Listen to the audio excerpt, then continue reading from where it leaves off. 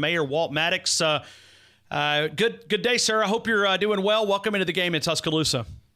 Well, I tell you what, I am, quite frankly, I'm inspired to see this community and see our state begin to mobilize and take serious this tremendous threat. It is a threat, and I'm glad to see we're beginning now to put the fight in us, to take it on and whip it. Mayor, let's go back to last night and the 24-hour curfew that you enabled. Can you walk us through, not every discussion, but kind of walk us through the process that you arrive at making a decision to implement? I mean, you could even go back to the original curfew and then maybe work our way to the 24-hour curfew. Well, first it was driven by data and science. That the initial curfew, we began to see. You got to remember, the testing data that we take a look at is about 5 to 7 days behind. So you're really looking in the rearview mirror. And knowing that this virus can spread is about 7 times more contagious than the flu virus. And the fact that the symptoms are hidden for so long, sometimes up to 2 weeks, you can have rapid spread before you even realize it. So we felt like, especially among young people, and seeing what was happening in Lee County, we felt like we needed to go ahead and implement a nighttime curfew to continue to mitigate the opportunities for spread. Then the night before last, the Attorney General, in a surprise opinion, said that if we had concurrence from the Alabama Department of Public Health, that cities could implement its own 24-hour curfews or quarantines or shelter in place, those type of tactics that otherwise had been thought to be not permissible under the 1901 Constitution.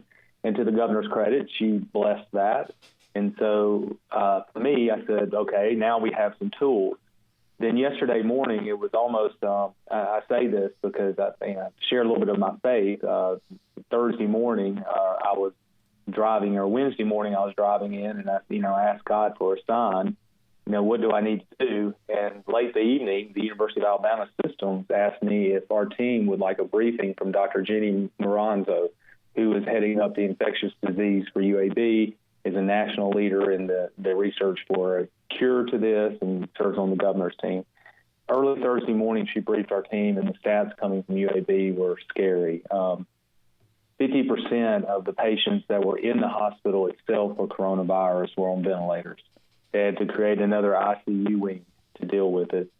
By the way, 15% of 40-year-olds and younger were in ICU as well. So it was not just, we tend to think of seniors or people with pre-existing conditions.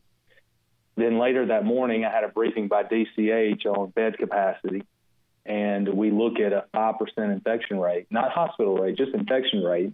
And you assume that 7.3% go to the hospital. That's currently Alabama's rate. We're out of hospital rooms at DCH. So not only is it a threat to your health, it's a threat to your health care. Because if you have a heart attack or stroke, or you're planning to have a baby, and there's no hospital rooms, that creates other complications. So I'm glad we went ahead and took the step. And then I just saw a few minutes ago, the governor followed us, and I think she made the right decision. So that's what, I'm sorry, I know I put a lot. No, please. Yeah, I'm. But that went into our decision making about why we decided to act proactively. Mayor, do you know the number of people that are hospitalized here in Tuscaloosa at DCH or Northport with coronavirus? Yes, that number is around 5. That is hospitalized. As of noon, we had I believe 21 identified by the Alabama Department of Public Health. But again, I believe that is not the correct number. Number one is, basically the tests from last week that were all spit tests, which were about 80%. The Department of Public Health ended up not being able to use. So really, we don't have a full range of our data. But if you take a look at Birmingham with 175 some odd cases, that was 7 days ago, and knowing some of the locations in Tuscaloosa where people have come from who have the coronavirus, we think the community spread is probably more than we can quantify. We're talking with Mayor Walt Maddox, and you talked about this last time we spoke of the students that live off campus that are still students at the University of Alabama, and I think we talked about 15,000, I believe, if my memory serves me well, that we believe that lives off campus. Are you expecting a portion of them to return, even though the University of Alabama's shut down, they went online learning? Are you expecting, because this is I would say, double spring break or the extended spring break, are you expecting any of those to come back to Tuscaloosa? What is your expectations there? Well, I never thought I would say this, but we're doing everything possible for them not to come back. And I hope we never have to do this again in our time as a city, because we do know that, we certainly saw the pictures of spring break down at the beaches in Alabama and Florida. Many of our students come from areas of the country where there's actually a higher spread of the coronavirus. And so part of our strategy is actually to limit the number of students that are coming back. And that was part of the original 10 o'clock curfew. And certainly when we had the ability to do more, we did. It just seems everything we're doing right now is antithetical to how we normally operate. But right now it's about lives and instead of livelihoods. And I hope and pray we never are forced into this situation again. Mayor, when you implement a 24-hour curfew, I'm just curious, when you're sitting there and debating, is any of it done because you don't feel like the community has responded? And I drive down McFarland Boulevard or 359 to work, and you see quite a few people out. You go to the grocery store. It's is any of it done because people are really not obeying the first set of criteria that everybody's kind of established? It's correct. No, you're dead on. Is that really we were not getting the type of buy-in, and the numbers were not reflecting that we were really mitigating the issue. So the way I described it last night at our press conference was, if you look at this as a traffic signal, we went from green light to a yellow light.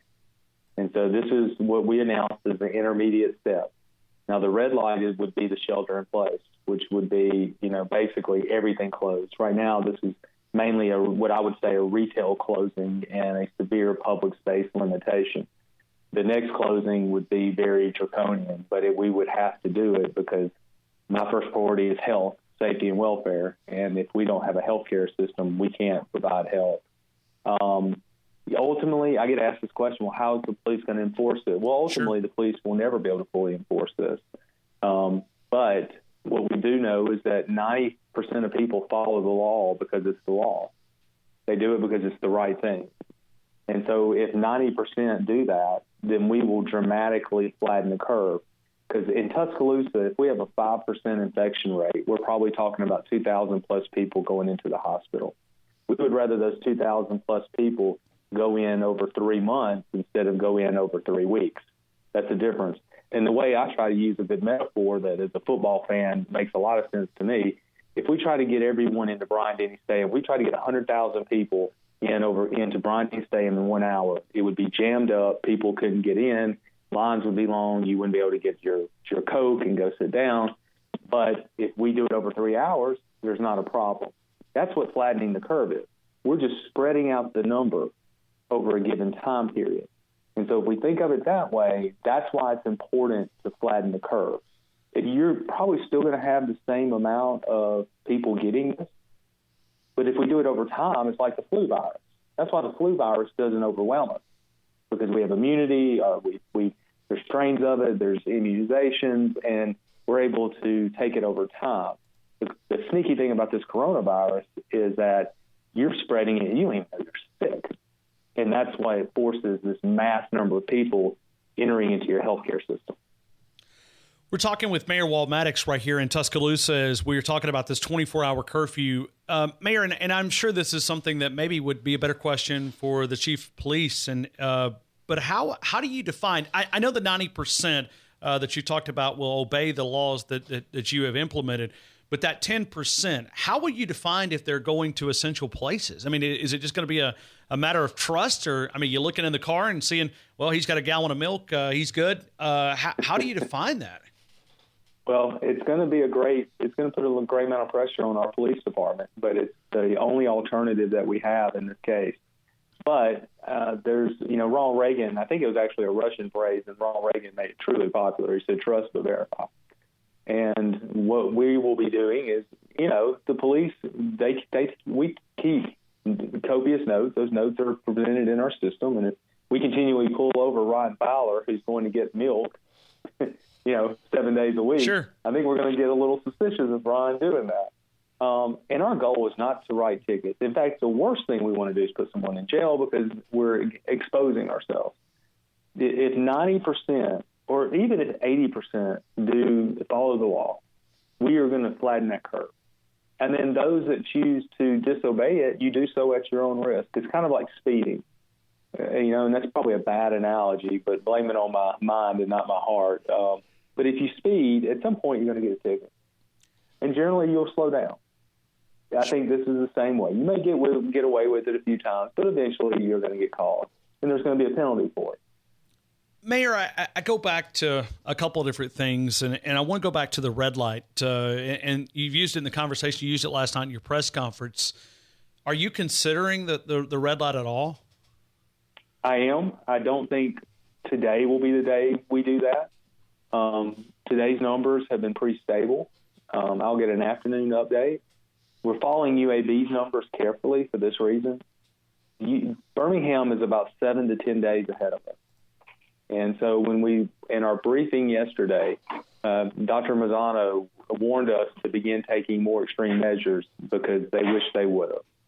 We also worry that if Birmingham's public hospitals become full, you've got a large population in West Jefferson County where DCH is about as close as any other public hospital. And you look at Walker County, who actually has more cases than we do, in Tuscaloosa County. Our healthcare system is not going to be used just by people who live in our county. It's going to be used by people around us.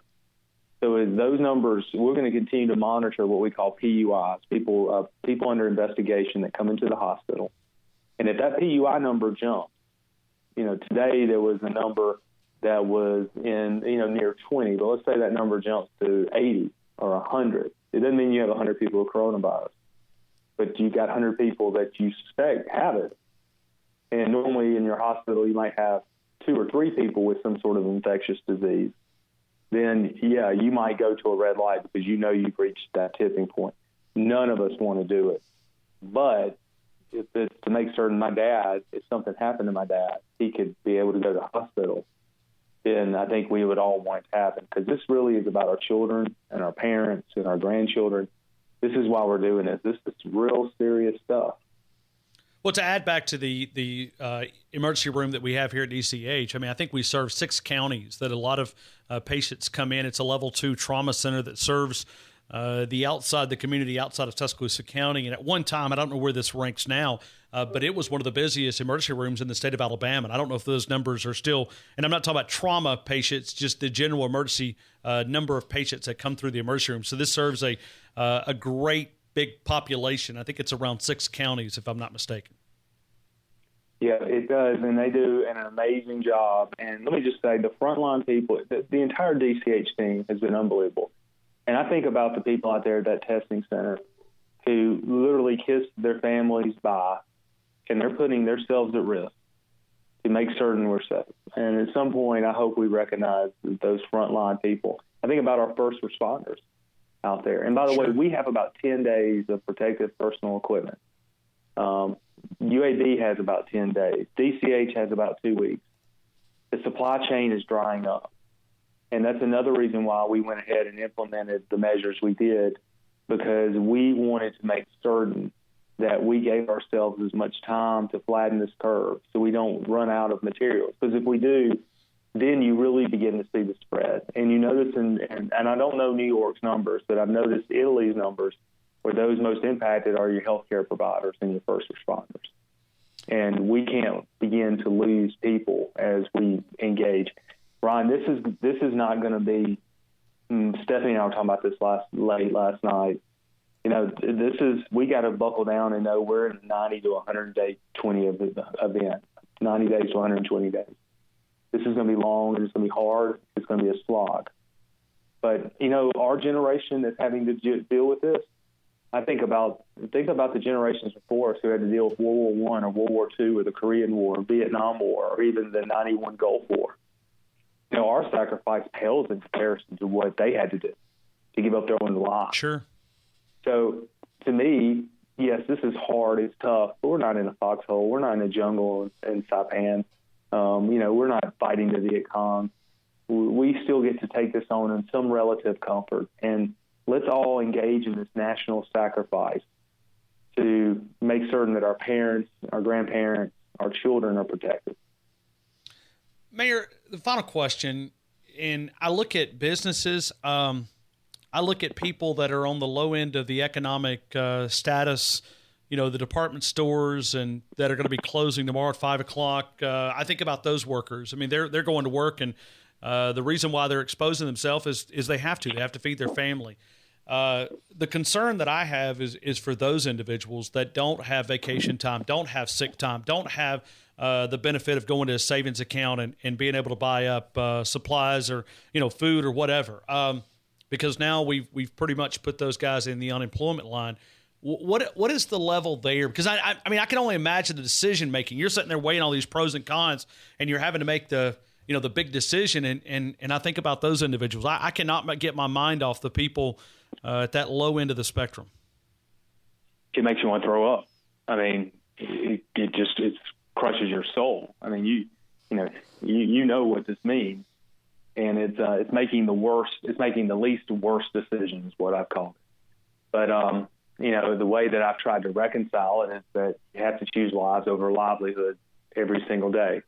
Now, the good news is this: I think the federal government, although I certainly anguish over the debt we're putting our country in, I certainly think that this has turned into a crisis. That's going to provide some help. The state, and to the governor's credit and the legislature's credit, is going to provide some help. And probably in the next few weeks, we're going to outline a plan to provide some help. So what we're going to try to do is everything within the powers of government and within reasonable financial measures to help. Now, we're going to begin taking a hit, too. So it's all about our fiscal. Unlike the federal government, we can't print the money. But we will do everything we can within our fiscal capacity to help. Mayor Maddox, thank you so much for your time. I know I went a little bit long and just wanted to get you on to kind of talk about this. And the outlet's always here if you need something else and if we can help get the word out. Mayor, thank you again for a couple of minutes of your time this afternoon. Hey, Ron, thank you, man. And we appreciate it. Take care.